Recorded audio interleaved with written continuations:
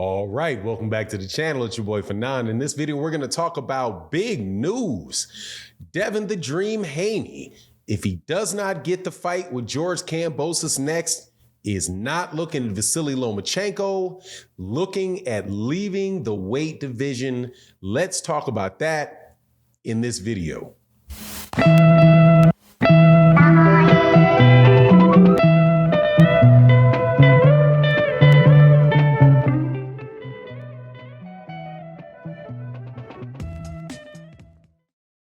All right, welcome back to the channel. It's your boy Fanon. In this video, we're going to talk about the lightweight division, specifically the undisputed lightweight champion of the world, Devin the Dream Haney, and what his future holds. And apparently it is not going to be a fight with Vasily Lomachenko. He says, according to Boxing News 24, there's reporting about an interview that came from the Boxing Voice, is that if he does not take, if certain thing does not happen with George Kambosos, he's flying the coop. Now, before I get into that and what it means, let me welcome you back to the channel. If you are new to the channel, thank you so much for watching the channel, checking out this video. Please accept my invitation to hit the subscribe button and hit the bell icon so you can be notified of when we release more videos. And also, if you are a longtime subscriber and supporter, man, welcome back. Thank you so much for the support. Make sure you hit that like button and leave a comment in the comment section. We really do have a great, conversations that go on down there in the comment section and also in the live streams we do pretty much every day of the week. A good opportunity to continue to talk boxing. But let's get into this.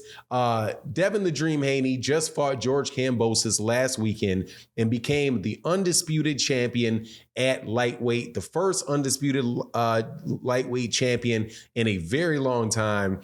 Now, some people say, like specifically ESPN says that George Kambosos was an undisputed champion, and Teofimo Lopez was an undisputed champion before Kambosos beat him. However, with all that WBC debacle, that's going on, we never got to a real consensus amongst boxing fans about whether or not they were the only champion in the division. And then when the two met up, Kambosos and Devin Haney, we found out who the real best fighter was, or at least the best fighter between the two of them. And the guy that ESPN said was not a champion sure did look like a champion against a run-of-the-mill looking fighter in George Kambosos that night. So that means, of course, now we got to have a reigning champion in the lightweight division. Not so quick. That is not necessarily what's going to happen. First things first, Devin Haney says if George Kambosos exercises the rematch clause, then he will fight George Kambosos again. If George Kambosos does not exercise that rematch clause, then he will probably not be at 135 anymore. He will probably move up to 140 pounds, which means we will not be getting fights with Devin Haney and Gervonta Davis. Won't be getting fights with Devin Haney versus Vasily Lomachenko or any of the other guys at lightweight. So it's not going to be a scenario like we have at 154 pounds where Jermell Charlo wins all of the belts and then he comes back out and says that he's going to stay at that weight class even though it may cost some extra money. Now, one of the reasons probably that Devin Haney is going to want to move up is because it's going to be very difficult for him to continue to make that weight. Devin turned pro. I do believe he turned pro at 135 pounds when he was like 16 or 17 years old. Now Devin is 23 years old, right? So 6 or 7 year pro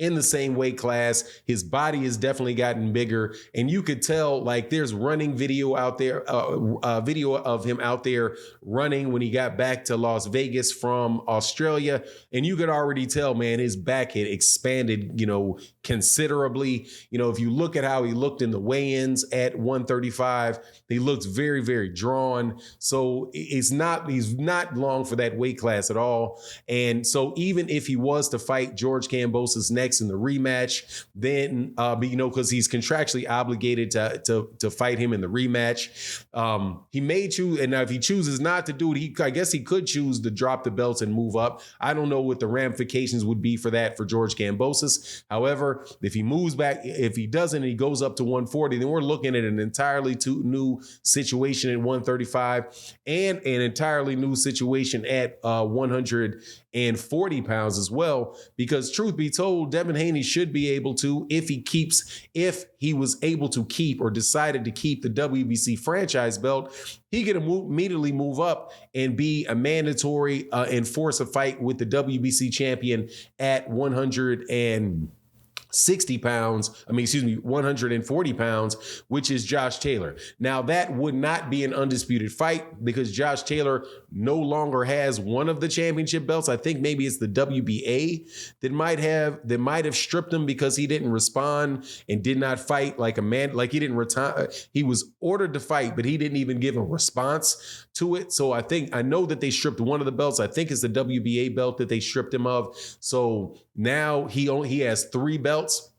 But he definitely does have the WBC. As you know, the WBC ain't into stripping anybody, right? And that would actually be a really good, interesting fight between Devin Haney and Josh Taylor. It would be an opposite scenario than what we've been seeing with Devin at 135, where Devin has pretty much always been the biggest guy because he's probably going to end up his career at welterweight. It's about 5'9".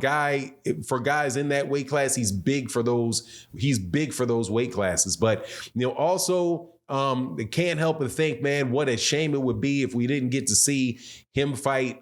He being Devin Haney fight Vasily Lomachenko, because that's really the fight that I want to. One of the fights, 2 fights that I really want to see at 135 pounds is Devin and Vasily. Because if Devin Haney beats Vasily Lomachenko, that pretty much. He's got to fly up in that pound for pound ranking and all of that stuff. And I think it would be terrific for his career.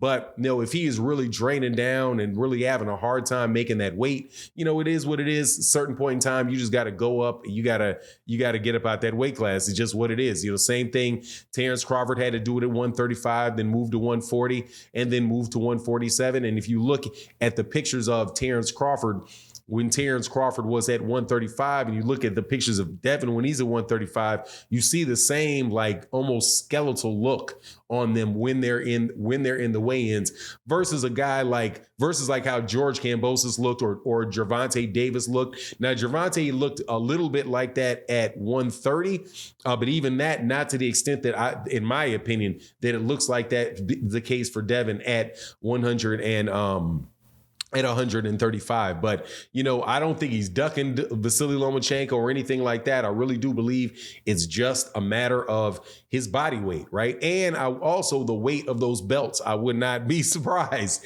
because those belts cost a whole lot of money, right? 12% of 3% of your purse compounded for each one of the sanctioned bodies. That's over 10%. That's over 10% of your purse. Then you take into consideration how much money Top Rank is taking out of that because now he has a promoter. It would just probably be time to drop those belts and then go on, get up to the next weight class. But if he does that, then he needs to be fighting Gary Antoine Russell to keep his word. But anyway, that's my take on the matter. You let me know what you think in the comment section. And with that, I'm out. Deuces.